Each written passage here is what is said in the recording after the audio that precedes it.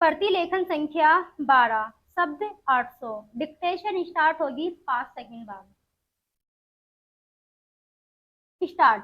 अध्यक्ष महोदय, जिस भावना से मैंने यह बिल पेश किया है उसको विरोधी पक्ष के लगभग सभी सदस्यों ने एक मत से महसूस किया है कि देश में बेकारी की जो समस्या है वह एक भयंकर समस्या है और उसके कारण हमारे देश का विकास, चाहे वह सामाजिक हो, आर्थिक हो या सांस्कृतिक, रुका हुआ है और ऐसी स्थिति में हम आगे नहीं बढ़ सकते।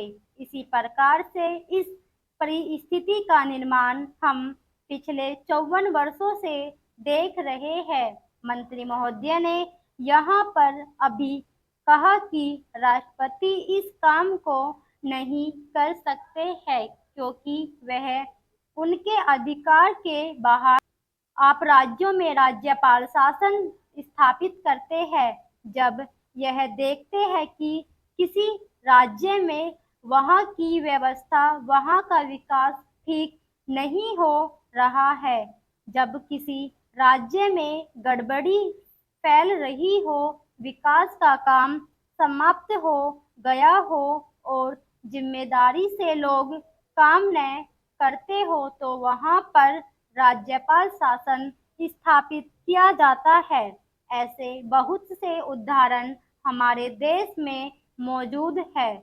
उसी प्रकार से हमारे राष्ट्रपति है और अगर देश में इस तरह की स्थिति वर्षों तक चले तो कोई कारण नहीं है।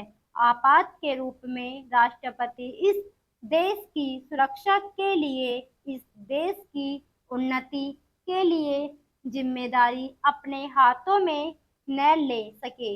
हमारे भाइयों ने बहुत से उदाहरण दिए हैं कि राज्यों में संयुक्त सरकारें नहीं चली, लेकिन उनके पीछे राजनीतिक हथकंडे थे। अगर कोई राजनीतिक पार्टी जिम्मेदारी से काम न करता तो विधान में यह स्पष्ट है कि राष्ट्रपति शासन अपने हाथ में ले।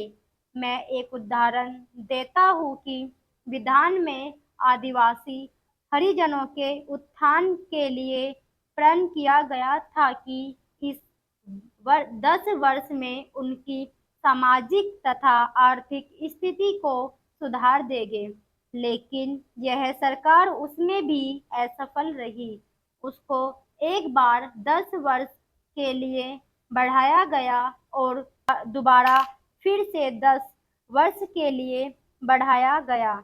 इसी तरह से उसको बढ़ाते जा रहे हैं। आर्थिक लेकिन उनकी आर्थिक और सामाजिक उन्नति आप नहीं कर पाए हैं। इस काम में सरकार बिल्कुल असफल हुई है।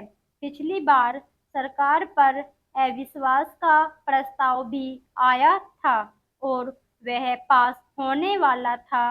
इसलिए मेरा कहना है कि हमारे देश में जो बेकारी की समस्या है वह एक बहुत ही भयंकर समस्या है। Full stop.